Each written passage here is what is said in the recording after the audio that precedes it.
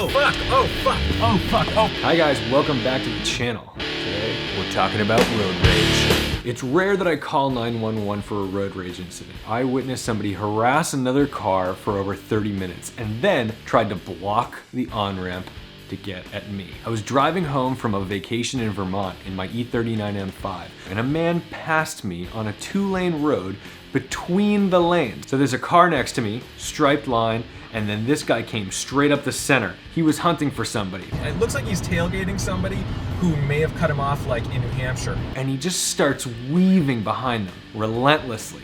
That's when I got on the phone with the police. All I knew was it could have turned very dangerous because this man seemed to have no regard for anyone else on the road and he was just trying to make his point. So I got on the phone with the New Hampshire State Police.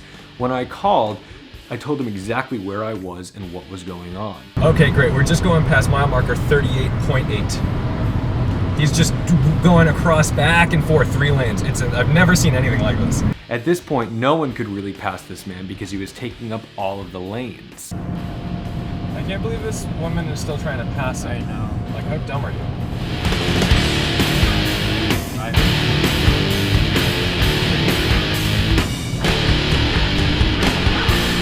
Except for one oddly brave or completely stupid woman in a Kia Soul who managed to get around him. I was keeping a safe distance in my M5 because I didn't want to be involved, but at the same time, I also wanted to see him get pulled over. This was somebody that I didn't trust. I did not know if this person was on drugs or had a weapon.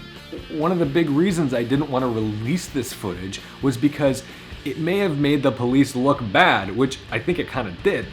They had miles and miles and miles to work with to catch this guy, and nothing really came of it. So as I'm following him, I'm not ready to give up. I want to make sure that I'm reporting where this man is going and what's going on. So I follow him to the next highway. I'm still on the phone with the police, letting them know exactly where he is. And at this point, this is when he notices that this M5 behind him has been behind him for quite some time, and he may have seen the camera held by my passenger. Correct. Whoa, oh fuck, oh fuck, oh fuck, oh fuck, you got out of the car. Holy shit, what the fuck? He really just wasn't very smart about the way he cornered me. All he really had to do was slow down slowly, then abruptly stop, make sure that I was blocked in by the sign, and he would have been fine. But I'm not here to tell you how to block people in. Anyway, I jump onto the highway and I get out of there. I'm like, I'm not messing with this dude. I don't want him to see me. I don't want to know who he is. I just want to know that his car and license plate are identified for the police to catch him. I followed up with one of my police friends and I found out that he was never stopped. Unfortunately, the real world is very much not like a movie. You don't just call in the police and expect to get a tail right away and come in and save the day. But given the circumstances and the danger of the situation, one would think this might be a priority over, I don't know, a speed trap. So once I was home, I was a little upset. I showed the footage to some people and they could not believe what they were seeing. And I even showed it to a local news station who requested to run it on their evening news. I considered it, and I considered running it on my channel, but I decided against it because I was actually kind of afraid of this guy. This was something that was like totally out of my wheelhouse. This was somebody who was not following the rules. This wasn't simply somebody brake checking and flipping off and yelling.